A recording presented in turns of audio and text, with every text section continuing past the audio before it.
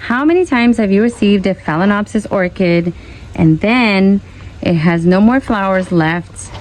Okay, this is the bloom spike, no more flowers, and you look at the leaves, everything looks good, but you wonder, is it going to survive? What do I do next? Let me show you.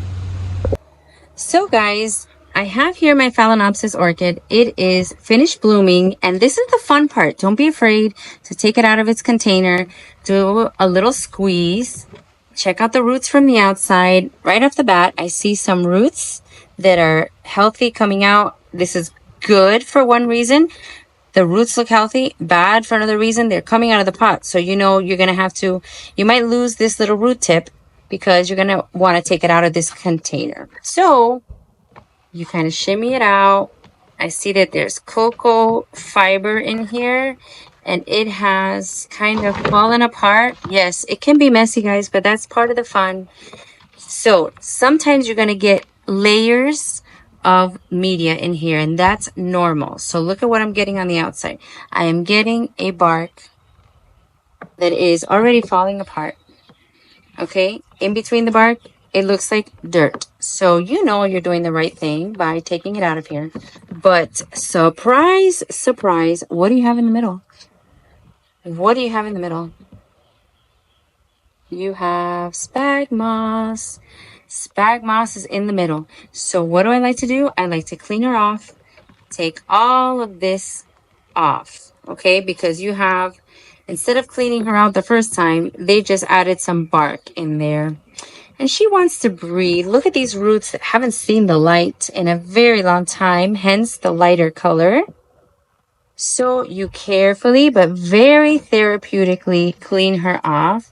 You can use your hose to make sure everything is wet and therefore easy to come off. You are going to encounter some bark pieces that are kind of stuck on the roots and you don't want to pull.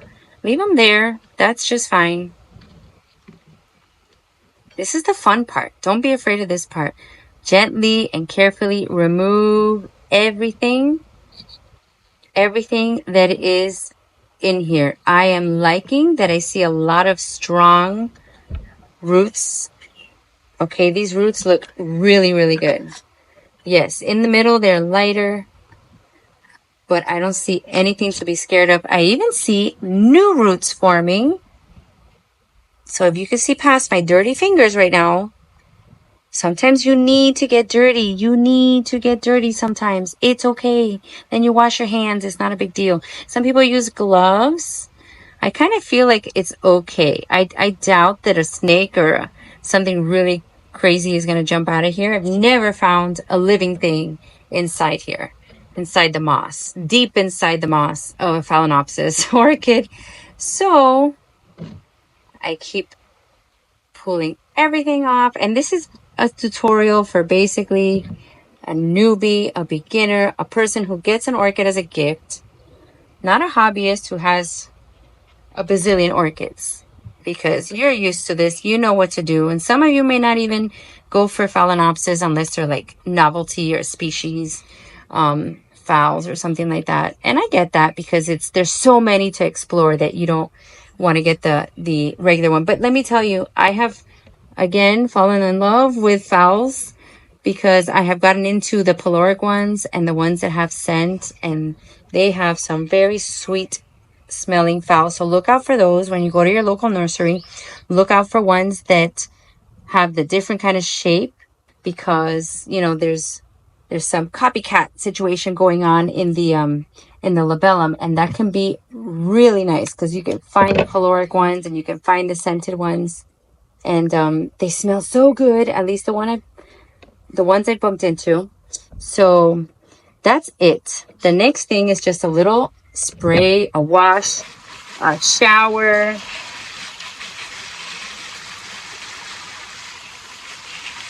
Look at the amount of healthy roots. Sometimes you leave them in their container for such a long time that by the time you get in there, what you have is mush. You have rotten roots. And it's such a shame, because if you just would have gotten in there a little sooner, then you could have, look at these. Look at all these roots. Oh my goodness. And guys, I got this from my local nursery. After they finish blooming, they put them for sale, 50% off. So you get them for like $7, $8, $5. I think this one was $8. But there's new roots growing. A lot of healthy older roots. I basically don't have to cut anything off. Everything looks perfect. So now, next step is a little bit of hydrogen peroxide. And I am going to find the perfect pot for her. So when selecting a pot, it's important to have a lot of aeration going on. So this is my selection. I believe it's from the Orchid Supply Store. So if you contact Ken at the orchidsupply.store.com, you can get some pots. There's a whole bunch. There's some like this that have a little more give, and it's up to you which one you want to use. You can also use a clay pot. So it's really, really up to you. This is from another nursery. So it depends. It depends on what you want. I use both. I use the plastic because I can see through. And when you see that those roots are looking silvery, kind of sage rather than Kelly green or like crayon box green, that's when you know it is needing a drink. So I'm going to test out to see if this is a good size. And this is a pretty big size phalaenopsis. I think she would fit just fine in here. Look at that. I think she would fit just fine in here. You want her to have a little bit of room so you can put the media. You don't necessarily need to have a lot of space. They don't like to have a lot of space. They like to be snug and tight. So the next step is I tend to wash my media. This is what I'm using today. So in here I have some garden rock. I have some perlite. That's the white. I have some charcoal pieces and bark. That's about it for this one. And this mix will work just fine. The next step is called backfill. So you are going to fill it in and tap it out. Why do we tap? We tap so that it can fill in all the available space. It's still going to be airy. It's still going to be light. But you want to fill in so that it's nice and tight. So this part sometimes takes some time and you go slowly filling in.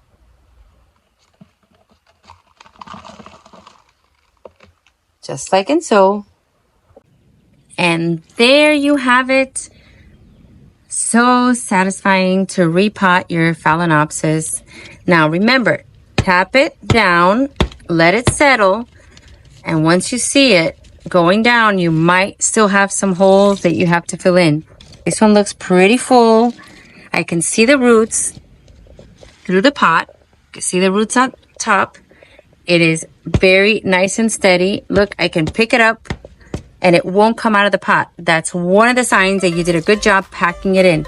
Now, I'm not saying crush the roots, but I am saying make sure she is stable because an orchid that moves is pretty much a dead orchid. That is the saying. And in Spanish is called, how is that saying in Spanish? Orquídea que se mueve, se muere. You don't want that. So there you have it. Don't be afraid to repot your orchid. Once you get them, they're not dead. They will bloom again. Have a great day. Bye, guys.